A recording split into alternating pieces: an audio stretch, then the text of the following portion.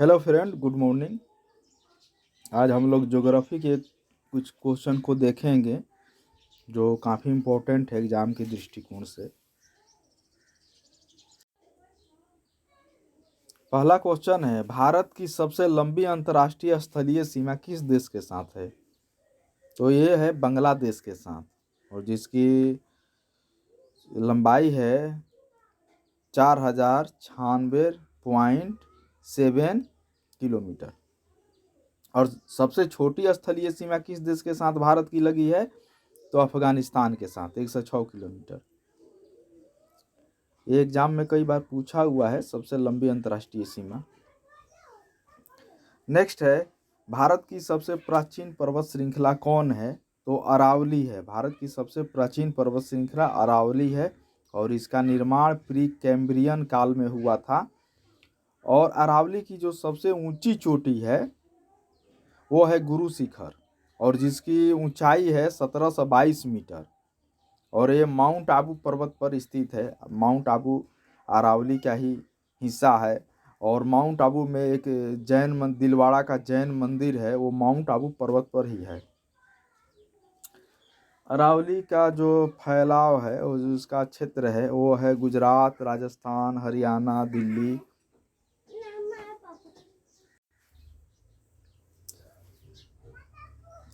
Next है, दक्षिण भारत की सबसे ऊंची चोटी कौन है? तो दक्षिण भारत की सबसे ऊंची चोटी अनाईमुडी है, और जिसकी ऊंचाई 2695 मीटर है, और यह अन्नामलाई पहाड़ी की सबसे ऊंची चोटी है। केरल और तमिलनाडु राज्य में की सीमा पर है। अन्नामलाई पहाड़ी है, ये तमिलनाडु और केरल की सीमा पर है। नीलगिरी पहाड़ी, जिसे पूर्वी घाट और पश्चिमी घाट का मिलन स्थल कहते हैं, ये भी तमिलनाडु, केरल, कर्नाटक में फैली है। और इसकी सबसे जो ऊंची चोटी है वो है दोदा बेटा। नीलगिरी की सबसे ऊंची चोटी है दोदा बेटा, और ये दक्षिण भारत की दूसरी सबसे ऊंची चोटी है। पहली तो हो गई अनाईमुडी, और दूसरी दोदा बेटा ही है। और नीलगिरी पहाड़ी पर चाय की भी खेती होती है, और एक टोडा जनजाति है, उसका निवास स्थल भी नीलगिरी पहाड़ी है।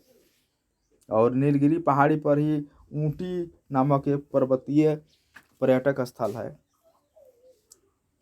भारत का रूर छोटानागपुर पठार को कहा जाता है, और ये छत्तीसगढ़ और झारखंड में फैला है छोटानागपुर का पठार, और खनिज संसाधन के दृष्टिकोण से काफी संपन्न है।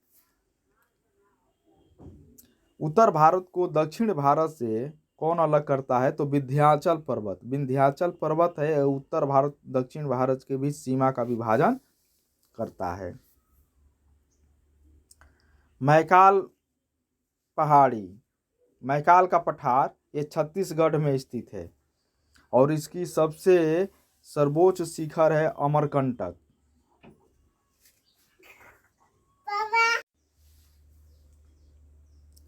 मैकाल पहाड़ की जो सर्वोच्च शिखर है वो है अमरकंटक, जिसकी ऊंचाई है 1065 मीटर।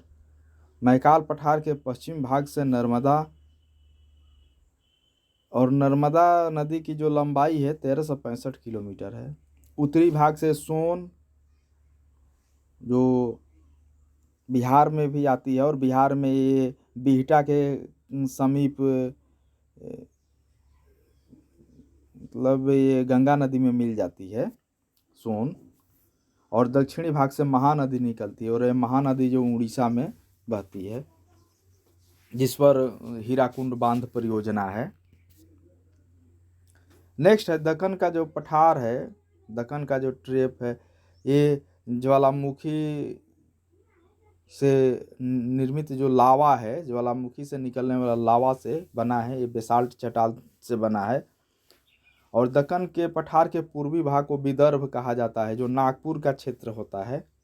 और काली मिट्टी की प्रधानता है दक्कन के पठार में, जो कपास की खेती के लिए काफ़ी उपयुक्त है। और काली मिट्टी को रेगुर के नाम से भी जाना जाता है, इसे काली कपासी के नाम से भी जाना जाता है। और गोदावरी नदी इसी पठारी क्षेत्र से अपवाहित होती है। गोदावरी नदी प्रायद्वीपीय भारत की सबसे बड़ी नदी है। यह महाराष्ट्र के नासिक जिले के त्र्यंबकेश्वर पहाड़ी से निकलती है।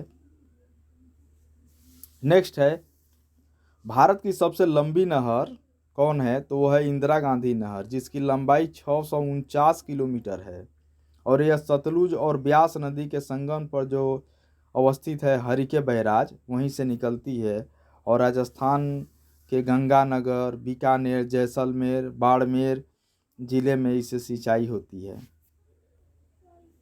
भारतीय चाय बोर्ड का जो मुख्यालय है वो कोलकाता में स्थित है और चाय का जो उत्पत्ति केंद्र है वो चीन है।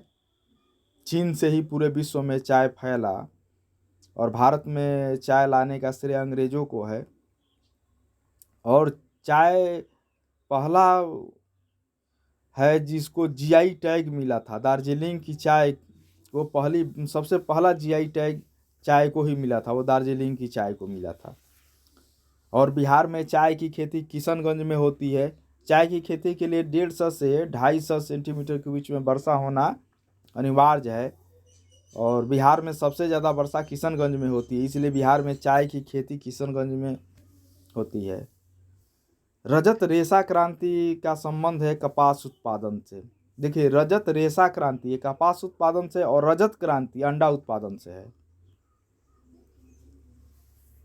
भारत का एकमात्र सक्रिय ज्वालामुखी बैरन द्वीप है जो अंडमान निकोबार द्वीप में है। वहाँ 2 ज्वालामुखी है, एक नारकोंडम है और एक बैरन है। तो नारकोंडम सुषुप्त ज्वालामुखी है और बैरन सक्रिय ज्वालामुखी है। तो भारत का एकमात्र सक्रिय ज्वालामुखी बैरन द्वीप जो अंडमान निकोबार में है।